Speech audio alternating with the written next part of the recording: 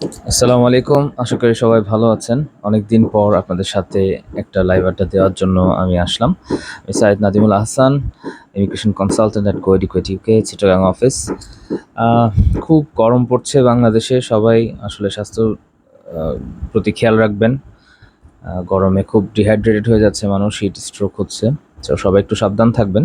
তো আমার ভিডিওটা আজকে করার মূল উদ্দেশ্য হলো 2024 সালের প্রায় এপ্রিলের শেষের দিক চলে আসছে, আর কয়েকদিন পর মে ঢুকে যাবে। তো 24 সালের যারা যে অবস্থায় আছেন এখন, সেটা নিয়ে একটু আলোচনা হবে। তো মূলত কোন কোন কান্ট্রিগুলো এখন স্টুডেন্টদের জন্য আপনার গুড অপশন, সেগুলো নিয়ে আমি একটু ফিচার করব। ইউজুয়ালি এক একটা দেশের এক এক রকম অ্যাডভান্টেজ ডিসঅ্যাডভান্টেজ আছে, বাট কারেন্ট সিচুয়েশন যদি আপনি চিন্তা করেন, তাহলে যদি আমি লিস্ট আপ করি, সেক্ষেত্রে আমি বলবো ইউকে আপনার জন্য বেস্ট অপশন। যদি হচ্ছে আপনি পড়ালেখার জন্য যান, অ্যান্ড দেন এটা প্রসেসও অত বেশি সমস্যা নাই।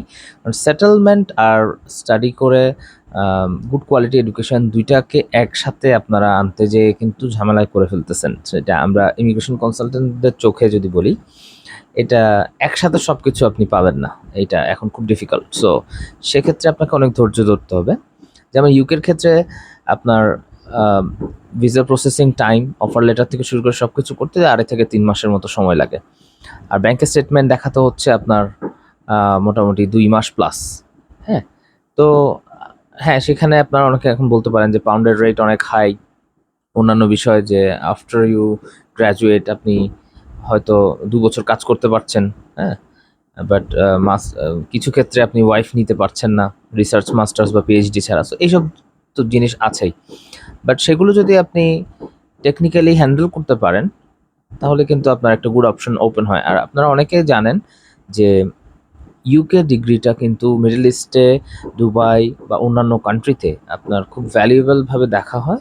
এবং সেখানে আপনি যদি, যারা ধরেন জবের ক্ষেত্রে চিন্তা করছেন, অনেক হাইপেড জব কিন্তু তারা করছে, কিন্তু এটার ব্যাপারে আমরা আইডিয়া রাখি না বলে হয়তো আহ, আমরা মনে করছি যে না, আমার ইউকেতেই সেটেল হতে হবে বা অন্য একটা যে দেশে পড়ছি ওই দেশেই সেটেল হতে হবে। It's not like that. So global একটা ডিগ্রি আপনার কাছে যখন থাকবে, তখন আপনি কিন্তু ওয়ার্ল্ডের যে কোনো জায়গায় আপনার ডোরটা ওপেন হচ্ছে। এই জিনিসটা একটা। আরেকটা হচ্ছে আম, কানাডা, অস্ট্রেলিয়ার ব্যাপারে আমি যেটা বলি, ইউএসএ তো অবভিয়াসলি অলওয়েজ প্রথম দিক থেকে আমরা জানি যে অনেক সময় নিয়ে কাজ করতে হয়, 6 মাসের মতো প্রিপারেশন লাগে, এমবেসি ডেট পাওয়ার একটা বিষয় আছে। সো ইউএস এর ব্যাপারে আমি আরেকটা সেপারেট ভিডিওতে কথা বলবো, বাট কানাডা অ্যান্ড অস্ট্রেলিয়া নিয়ে আমি যেটা বলছি যে কানাডাতে আমরা দেখেছি যে গত বছরের শেষের দিকে আর এবছরের শুরু সামথিং এরকম, ওখানে মোটামুটি ফেব্রুয়ারির দিকে একটা আপডেট আসছিল। সো ওই আপডেট আসার পর সবাই একটু ভয় পেয়ে গেছিলাম, যে স্টুডেন্টরা স্পেশালি, যে কি করবে এখন। মানে প্রভিন্সিয়াল অ্যাটেস্টেশন লেটার লাগে ব্যাচেলার্স ডিগ্রির জন্য, অ্যান্ড দেন কিছু ক্ষেত্রে ওয়ার্ক পারমিটেও কিছু চেঞ্জেস আনা হয়েছিল। হ্যাঁ, কিছু ক্ষেত্রে স্পাউস নেওয়া নিয়েও কিছু রেস্ট্রিকশন আনা হয়েছিল। সো ওভারঅল পুরো বিষয়টা নিয়ে একটা কনফিউশন ছিল, বাট আস্তে আস্তে এই ফেজটা এখন পার করছে। এই সেপ্টেম্বর সেশনটা আমরা অবজারভেশনের জন্য রেখেছি ক্যানাডাকে। সো ক্যানাডা যদি যারা যাচ্ছেন, তারা এই সেপ্টেম্বর পর্যন্ত যদি একটু টেকনিক্যালি আপনারা ওয়েট করতে পারেন, দেন আমরা আসলে বুঝতে পারবো পুরো বিষয়টা কি। বাট এখনও মোটামুটি মাস্টার্সের জন্য তেমন একটা সমস্যা নাই। ব্যাচেলার্সের জন্য যারা যাচ্ছেন, তারা চাইলে একটু ওয়েট করতে পারেন, অথবা আপনারা আমাদের মতো এরকম ফেজ যে ট্রানজিশনাল পিরিয়ডটা, এই ট্রানজিশনের মধ্যে দিয়ে যেতে পারেন, এই আর কি। আর অন্টারিও টেক ইউনিভার্সিটি থেকে রিসেন্টলি আমাদের একটা স্টুডেন্ট মাস্টার্সের সে অফার লেটার পেয়েছে, তার ভিসার জন্য আমরা ওয়েট করছি। সো এরকম ওভারঅল বিষয়। আর অস্ট্রেলিয়ার ক্ষেত্রে যে জিনিসটা, সেটা হচ্ছে অস্ট্রেলিয়াতে ইউজুয়ালি ভিসা হচ্ছিল, অ্যান্ড দেন তারা একটা ডিসিশন দিল যে ইন্টারন্যাশনাল স্টুডেন্টসদের সংখ্যা বেড়ে যাওয়াতে তারা আইএলস রিকোয়ারমেন্টগুলো একটু হাই করবে।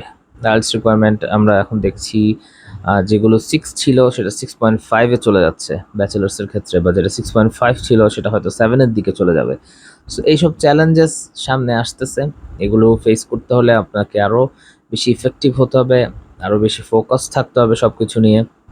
হাল ছেড়ে দেওয়া যাবে না। আমি ছোট করে শেষ করার আগে দুটো কান্ট্রি নিয়ে একটু কথা বলবো। একটা হচ্ছে মালয়েশিয়া আর একটা হচ্ছে চায়না।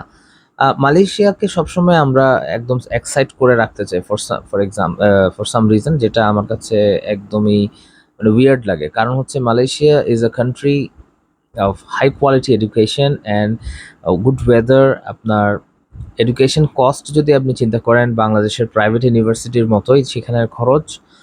আর এটাকে আমি বলি যে মালয়েশিয়াতে কারা যাবেন, মালয়েশিয়াতে যদি ধরেন আপনার গুড এডুকেশন ডিগ্রি প্রয়োজন হচ্ছে, আপনি সেখানে যে কিছুদিন ওয়ার্ক এক্সপিরিয়েন্স নিয়ে অন্য একটা কান্ট্রিতে যেতে পারেন, অথবা মালয়েশিয়াকে আপনি একটা ট্রানজিট কান্ট্রি হিসাবে ইউজ করে ওখানে 1-2 বছর পরে পরে আপনি ইজিলি ক্রেডিট ট্রান্সফার করতে পারেন ইউএসএ, ইউকে, অস্ট্রেলিয়ার মতো কান্ট্রিতে। সো এটা আপনারা মাথায় রাখতে পারেন। আর এখানে ব্যাংক স্টেটমেন্টের তেমন একটা প্রয়োজন হয় না দেখানোর, জাস্ট আপনার ইএমজিএস সবগুলো হ্যান্ডেল করে। পুরো প্রসেসটা মাত্র 2 মাস সময় লাগে করতে। অফার লেটার সপ্তাহ 10 দিনেও আনা যায়, বাট পুরো প্রসেস করতে 2 মাসের মতো সময় লাগে। আর শেষে দিয়ে আমি বলবো চায়না, যারা ফুল ফান্ড স্কলারশিপ চাচ্ছেন, স্পেশালি সায়েন্স রিলেটেড সাবজেক্টসে যেতে চাচ্ছেন, বা কমার্স বা বিজনেস রিলেটেড সাবজেক্টও আছে, বাট সায়েন্সের জন্য অপশনস অনেক বেশি আর কি, তারা অবশ্যই চায়নাকে সিলেক্ট করবেন। কারণ চায়নার মতো স্কলারশিপ মানে এমন খুব কম কান্ট্রি দেয়,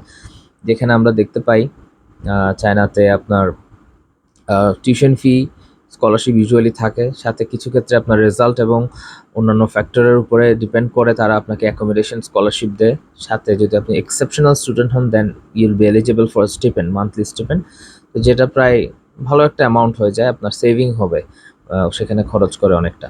সো এই বিষয়গুলো মাথায় রেখে আপনারা আগাবেন। আমি ওভারঅল একটা সামারি দিচ্ছি যে আমরা আজকে ভিডিওতে আসলে টোটাল কথা বললাম হচ্ছে UK, Canada, Australia, Malaysia and China নিয়ে। সো এর বাইরেও যদি আপনাদের কোনো কোয়েরি থাকে অবশ্যই আমাদেরকে জানাবেন। Prospective Bangladeshi students planning to study abroad, আমরা এই গ্রুপ থেকে চেষ্টা করব সবাইকে একটা সাপোর্ট দেওয়ার জন্য যতটুকু সম্ভব। আসলে এখানে প্রায় 7,000 মেম্বার, এতজনকে তো আসলে 1-to-1 সার্ভিস দেওয়া সম্ভব হয় না। সো আপনারা আমাকে নক দিবেন বা আমাদের অ্যাডমিন প্যানেলকে নক দিবেন যদি আপনারা মনে করে থাকেন যে হ্যাঁ you are quite serious about it, যে আপনারা এই সেশনটা অবশ্যই ধরবেন। দেন আপনারা 1-to-1 সেশনের জন্য আমাদেরকে নক দেবেন, তখন আমরা সময় আলাদা করে আপনাদেরকে সেই বিষয়ে গাইড করব। সো ধন্যবাদ, সবাই ভালো থাকবেন, সুস্থ থাকবেন। আসসালামু আলাইকুম।